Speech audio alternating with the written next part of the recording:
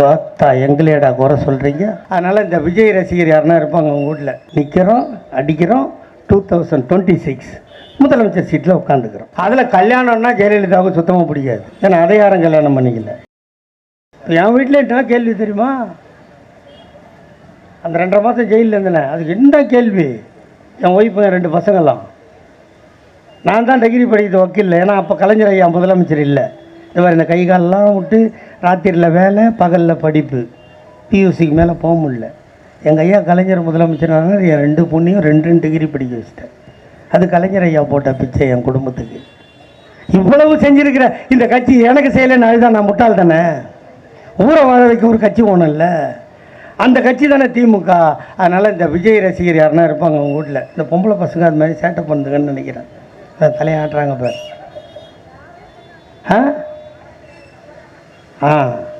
இது ஒன்று போதுமா?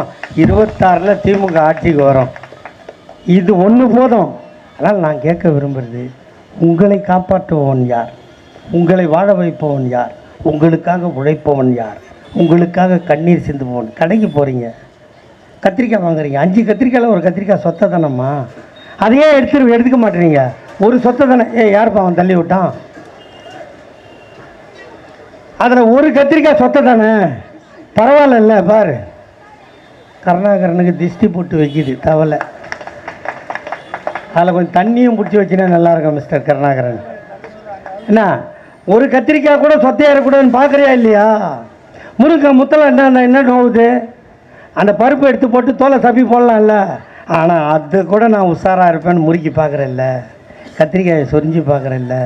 ஆனால் உன்னை ஆள போகிறவன், உன்னை ஆட்சி பண்ண போகிறவன் நல்லவனா நியாயமாக இருக்கணும்னு யோசனை பண்ணணுமா இல்லையா? அதை உரசி பார்க்கணுமா இல்லையா? அப்படி பார்த்தினா ஒரிஜினல் கோல்டாக தெரியுது திமுக மட்டும்தான் தெரியும். அண்ணன் தளபதி மட்டும்தான் தெரிவார். எதிர்காலத்தில் அண்ணன் உதயநிதி மட்டும்தான் ஆழ்வார். கருவறை முதல் கல்லறை வரை இலவசங்களை வாரி வழங்கிய உலகத்தில் ஒரே முதல்வர் எங்கள் தாத்தா டாக்டர் கலைஞர். தாத்தா எங்களேடா குறை சொல்கிறீங்க? 75 வயசுல அந்த கட்சிக்கு. 75 வயசு. ஒருத்தர் வந்தார் 2018 நிற்கிறோம். அவர் 21 நிற்கிறோம், அடிக்கிறோம், முதலமைச்சர் சீட்டில் உட்காடுறோம். இடையில நான் கேட்டேன், வாட் அபவுட் 2019 கேட்டேன். No I don't want 2019, only 2021. அவர் வீட்டுக்கு போயிட்டார். இப்போ ஒருத்தர் நிற்கிறோம், அடிக்கிறோம், 2026 முதலமைச்சர் சீட்டில் உட்காந்துக்கிறோம். What about 2019, 24? No I don't want 2024, only 2026. ஏண்டா நீங்கள்லாம் நேராக கிளம்பி வருவீங்க, நிற்பீங்க, ஜெயிப்பீங்க, முதலமைச்சர் சீட்டில் போய் உட்காந்துக்குவீங்க. நாங்கள் குச்சி ஐஸ் வாங்கி சப்பிட்டு போகிறதுக்காக நாங்கள் கட்சி நத்தினுக்கிறோம். அதுக்காக அந்த கட்சி ஏம்மா உட்காந்துருக்கல்லம்மா. ஒரு காலத்தில் உன் நெஞ்சில் கை வச்சு சொல்லு, இப்படி சேர் போட்டு உங்கள் வீட்டில் உட்கார முடியுமாம்மா? யார் முன்னாடியாவது நிச்சயமாக சொல்லுமா. என்ன சொல்லுவான்? ஆம்பளை உட்காந்துக்கிறாரு, எருமை மாடு எந்திரி ஓத்தா. இப்போ சொன்னவன் சங்கு அறுத்துற மாட்டேன். இதுக்கு காரணம் திமுகடா. இதுக்கு காரணம் திமுக. எங்கள் தாத்தா பெரியாரும் அண்ணாவும் டாக்டர் கலைஞரும் போட்ட பிச்சை இதுடா.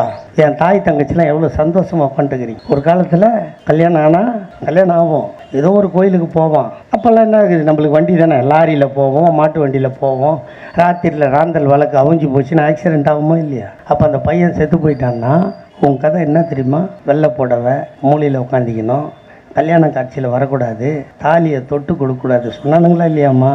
அதையெல்லாம் மாற்றி நீ இறந்து விட்டால் அவனுக்கு திருமணமா, அவன் இறந்து விட்டால் உனக்கும் திருமணம் நான் செய்து வைக்கிறேன் என்று சொன்னவர் எங்கள் தாத்தா டாக்டர் கலைஞர். அதுக்கு பணம் கொடுத்தார். உன் புள்ள பெற்றிருப்ப. உன் புருஷன் செத்து போனா, அவன் குடிகாரன் செத்து போனா, அதுக்கு நீ என்ன பண்ணுவ? உன் பிள்ளைக்கு நீ ஆசீர்வாதம் பண்ணுமா இல்லையா? உன்னை மணமேடையில் ஏற விட்டானா? ஏறலாமா?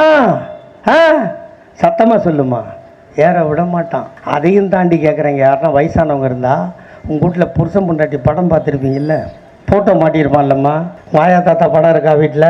உங்கள் தாத்தா பார்த்தீங்கன்னா பட்டு வேஷ்டி கட்டிப்பான், 4 மோந்திரம் போட்டுப்பான், அந்த பழைய இரும்பு சேரில் உட்காந்துப்பான் ஸ்டுடியோவில் இல்லையா? என்ன பாவம் பண்ணிச்சு ஆயா என்ன பாவம் பண்ணிச்சுமா? அதுவும் பொம்பளை தானே. 300 ஆத்தா வயிற்றுலேருந்து தானே அந்த தாத்தனும் பிறந்தான். அவன் ஆகாயத்தில் இருந்தா குச்சான் இல்லை. ஆனால் தாத்தா கால் மேலே கால் போட்டு உட்காண்டா கோத்தா இதை கையை தான் பிடிக்கணும். நம்ம எங்கள் ஆயா அதானே பிடிச்சது, அந்த சேரோட தலையை பிடிச்சி நிற்கும். இப்படி தான் எல்லா வீட்லேயும் படம் இருக்கும். இப்போ ஈக்குவலாக உட்கார்றா, இல்லைன்னா எந்திரிச்சு போடான்னு சொல்கிற காலம் வந்துதான் இல்லையா?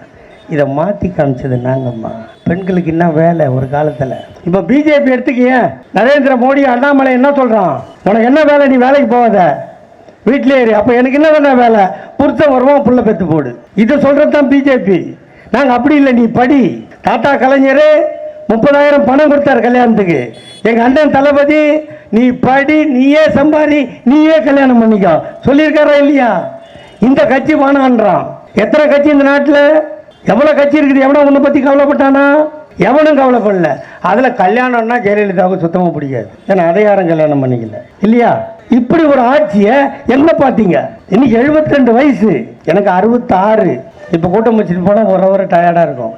இருக்குமா இருக்காதா? 72 வயசில் ஒரு முதலமைச்சர் எப்படி பாடுபடுறாரு பார்க்குறீங்களா இல்லையா டிவியில்? இது எவனால என்ன கூட ஒருத்தன் கேட்டான், எப்பா இது என்னப்பா இது, காலையில் கன்னியாகுமரியில் இருக்கிறாரு, மத்தியானம் மதுரையில் இருக்கிறாரு, சாயந்தரம் விழுப்புரத்தில் இருக்கிறாரு, நைட்டு 12:30 மணிக்கு வந்து டி நகரில் ஆய்வு பண்ணுறாரு, எப்படா முடியும் இதுன்னு கேட்டான். டேய் அப்படிலாம் ஒரு சுத்தனா தான் கலைஞரோட புள்ள இல்லைன்னா இல்லைன்னு ஏன்னு கேட்டான். 1952 பராசக்தின்னு ஒரு படம் வந்து பார்த்துருக்கீங்களா? அது பார்த்தவங்களாம் யார் கை தூக்கு? இவ்வளோ பேரா? அந்த படம் வர்றதுக்கு முன்னாடியும் படம் வந்ததா? அந்த படம் வர்றதுக்கு முன்னாடியும் படம் வந்ததில்ல. 20 பாட்டு வரும், 20 பாட்டு, 10 பாட்டுக்கு தூங்கணும், 2 பாட்டுக்கு பாத்ரூம் போகணும், 2 பாட்டுக்கு டம் அடிக்கணும் இல்லையா?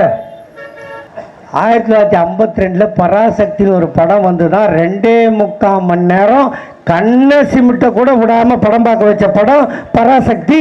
அதை எழுதுனது எங்கள் தாத்தா டாக்டர் கலைஞர். அப்போ எவனோ கடையில் விற்கிற மையை வாங்கி கலைஞர் தாத்தா கையில் இருக்கிற பேனாவில் ஊற்றுனா அந்த மை கைப்பட்ட மைக்கு அவ்வளோ பவர் இருந்தால் எங்கள் அண்ணன் தளபதி அவர் சொந்தமாக ஊற்றின மை அது எவ்வளோ பவராக இருக்கும்னு தெரியமானவாடா நரேந்திர மோடி. தாடி வச்ச கேடி எங்கள் அப்பா விட்டு பணத்தை வாங்கி வச்சுக்கின்னு எங்கள் ஆத்தா, எங்கள் சித்தாத்தா, எங்கள் அண்ணி, எங்கள் அத்தை இவங்கெல்லாம் வரி கட்டினா அதை வாங்கி வச்சுக்கின்னு ஹிந்தி படித்தா தான் கொடுப்பியா? காந்தி வழியில் தலைவர் தளபதி போயிட்டுருக்காரு, அவரை நேதாஜி வழியில் போக வச்சிடாதீங்க சரியா?